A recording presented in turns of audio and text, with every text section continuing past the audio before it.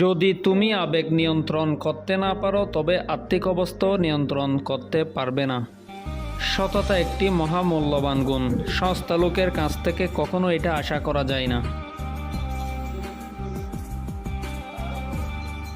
আমি জানতাম আমি একদিন ধনী হব, এটা নিয়ে কোনো দিনও এক মিনিটের জন্য আমার সন্দেহ হয়নি।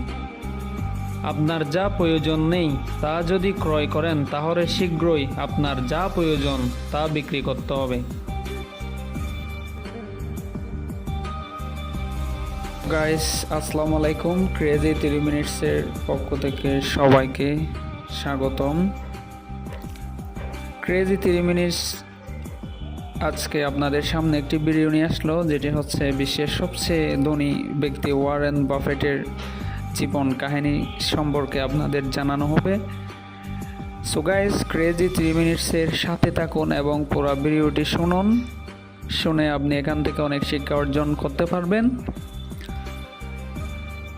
সফল হওয়ার জন্য প্রথমে জীবনে যে 25টি জিনিস তুমি অর্জন করতে চাও তার একটি লিস্ট করো। তারপর সেখান থেকে 5টি অর্জন বেছে নাও। তারপর সেগুলোর জন্য মন প্রাণ উজাড় করে দাও। অন্য 20টির কথা মাথায় আসলে যেভাবে হোক সেগুলো দূর করে দাও, নাইলে কিছুই অর্জন করতে পারবে না। ওয়ারেন বাফেটের উক্তি। ওয়ারেন এডওয়ার্ড বাফেট একজন মার্কিন ব্যবসায়ী।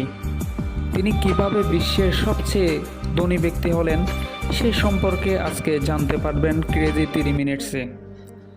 ওয়ারেন বাফেট একজন মার্কিন ব্যবসায়ী, বিনিয়োগকারী এবং জনহিতৈষী ব্যক্তি।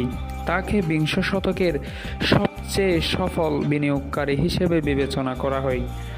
বাফেট বার্কশায়ার হাথওয়ে কোম্পানির প্রধান নির্বাহী। তিনি ধারাবাহিকভাবে বিশ্বের সবচেয়ে ধনী ব্যক্তি হিসেবে বিবেচিত হয়ে আসছেন। তার জন্ম হলো 30শে আগস্ট 1930 সালে। বয়স বর্তমানে 92 বছর। ওমাহা, নেব্রাস্কা, মার্কিন যুক্তরাষ্ট্রে তিনি জন্মগ্রহণ করেন। মোট সম্পদের পরিমাণ 1.8.4 বিলিয়ন ইউএসডি। উচ্চতা 1.78 এম। সন্তান Howard Graham Buffett, Susan Alice Buffett, Peter Buffett. তিনি ধনী হতে ওয়ারেন বাফেটের যে 10টি পরামর্শ দিয়েছেন সে 10টি পরামর্শ মানুষের জীবনে সবচেয়ে গুরুত্বপূর্ণ। তার মধ্যে প্রথম ভেবেছিল আমার এলাকায় জিমি জন্স রেস্তোরাঁর ম্যানেজার ওয়ারেন বাফেটের একজন বিশাল ভক্ত। কিন্তু তারপরে আমি অনলাইন গেটে জানতে পারি সারা দেশে জিমি জন্স রেস্তোরাঁগুলোতে এই প্ল্যাকার্ডের দেখা মেলে। জিমি জন্স এই প্ল্যাকার্ড ঝুলিয়ে রাখে কেন তা এখনও রহস্যই রয়ে গেছে।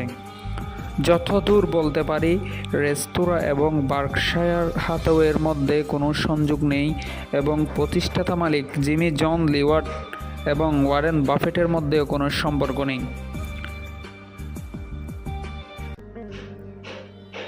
ওয়ারেন বাফেটের 10টি গুরুত্বপূর্ণ রহস্য, 10টি উক্তি আপনি ভালোভাবে জেনে নেন।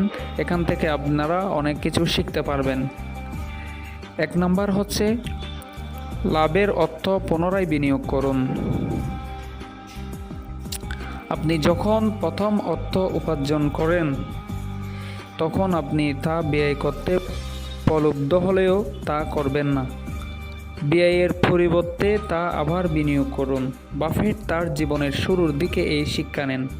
উচ্চ মাধ্যমিকে থাকাকালীনই বাফেট এবং তার বন্ধু পল নাপিত দোকানে স্থাপনের জন্য একটি পিনবল মেশিন কেনেন। এরপর বিভিন্ন সময়ে তাদের সেই উপার্জন দিয়ে 8টি মেশিন কেনেন পৃথক পৃথক দোকানে বসানোর জন্য। যখন 2 বন্ধু তাদের এই উদ্যোগটি বিক্রি করে তখন বাফেট স্টক কেনার জন্য এগিয়ে যায় এবং পাশাপাশি আরও একটি ছোট ব্যবসা শুরু করেন। ওয়ারেন চক্রবৃদ্ধি সুদের শক্তি সম্পর্কে জানতেন। যদি কোনো ব্যক্তির ব্যাংকে 1000 টাকা থাকে এবং সেখান থেকে বাৎসরিক 10% লাভ হয়, তবে বছর শেষে সেই 100 টাকা নগদ অর্থ পাবে। এই 100 টাকা যদি সে ব্যয় করে তবে তা চিরতরে চলে যায়।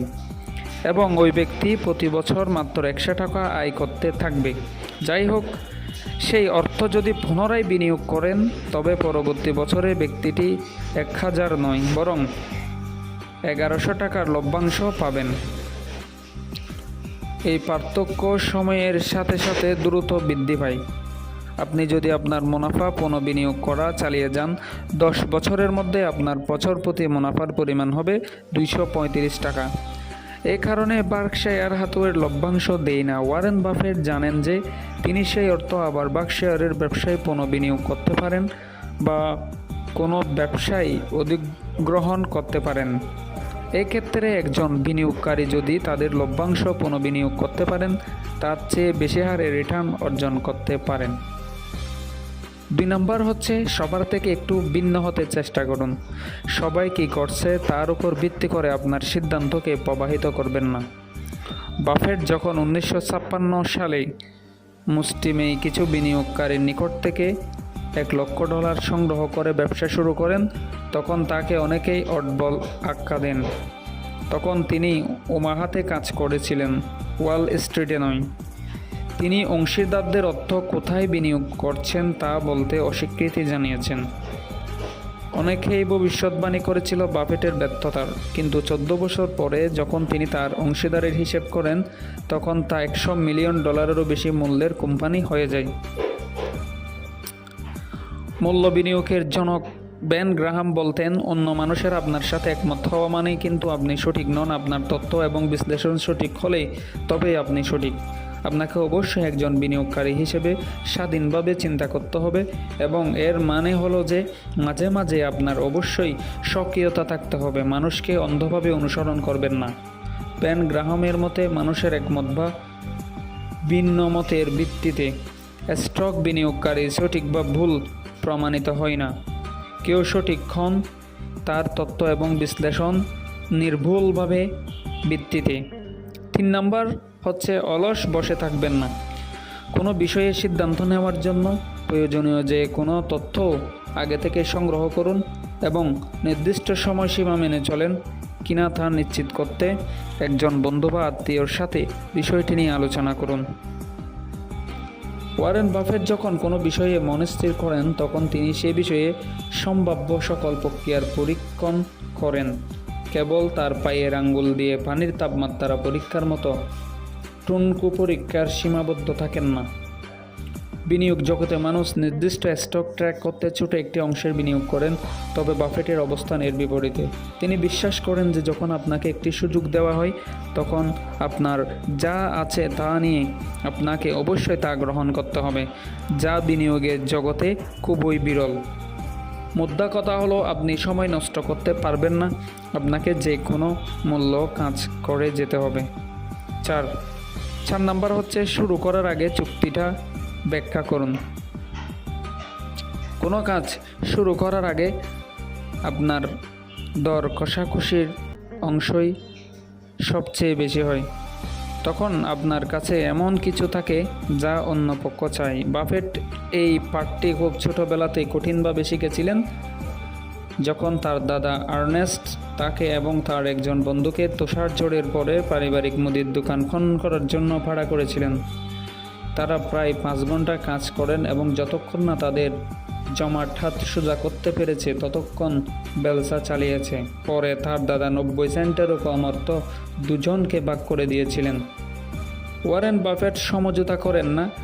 কোনো কোম্পানি অধিগ্রহণ করার জন্য তিনি যে মূল্য দিতে ইচ্ছুক তা নিয়ে সোজাসুজি আলোচনা করেন। পার্থক্য তৈরি করার আগে জন্যে প্রয়াসে এগিয়ে কিংবা হটে যান না। তার ডিল না হওয়া পর্যন্ত তিনি ছাড় দেয় না। ধরনের হলেও তিনি এ সময় যুক্তিসঙ্গতভাবে ন্যায্য মূল্য অফার করেন।